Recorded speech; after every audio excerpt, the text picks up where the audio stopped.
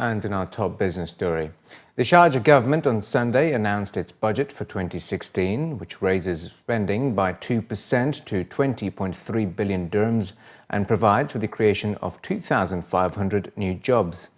The Director General of the Finance Department of the Government of Sharjah was quoted in local reports as saying that 6% of the budget has been allocated for assistance and support.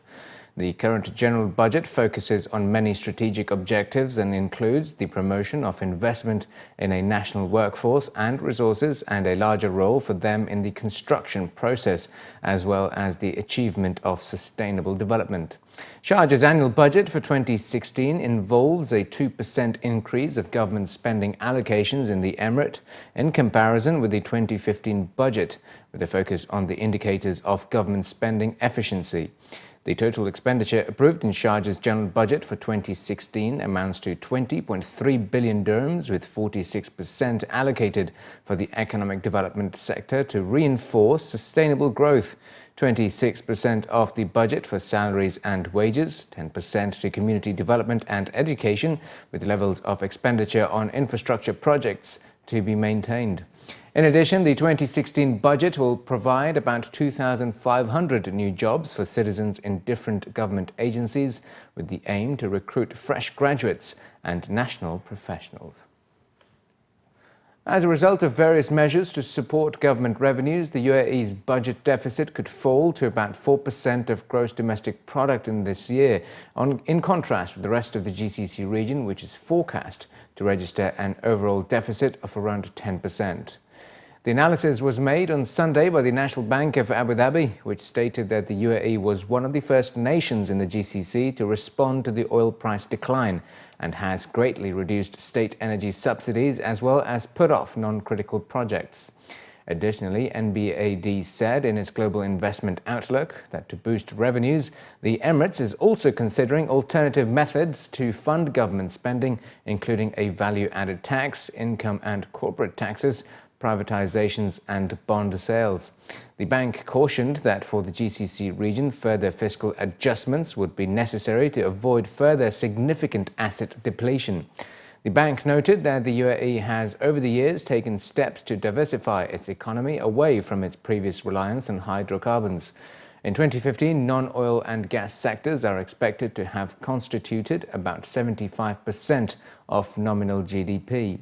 In 2016, according to official sources, the UAE economy is expected to grow by 2.5%, while the lifting of sanctions on Iran should boost bilateral trade activity. In the GCC, cyber attacks targeting key installations cost an estimated $1 billion annually, according to cybersecurity experts that were gathered in Abu Dhabi during the UAE Security Forum.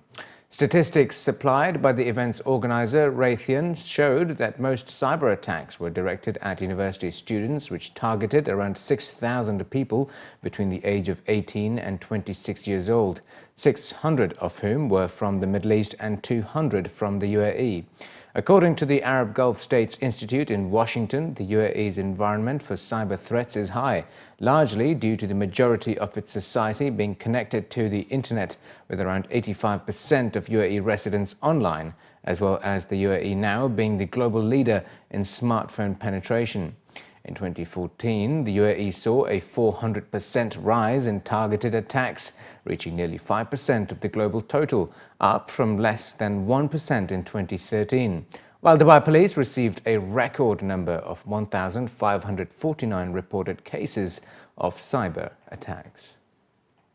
Dubai has announced a set of standards and regulations that residents and operators must adhere to if they wish to lease out holiday homes in the emirate.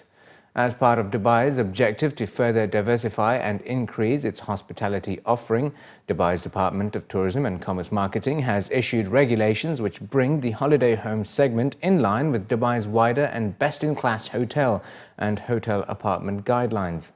The agency also said that it will periodically inspect registered homes which are classified as standard or deluxe, depending on their offering, in order to maintain standards and issue penalties for non-compliance to regulatory demands. The new set of rules details specific criteria that homeowners need to need to meet to apply for a license, including quality standards, amenities, health and safety, insurance necessities, code of conduct, and wider community integration, according to a statement from Dubai Tourism.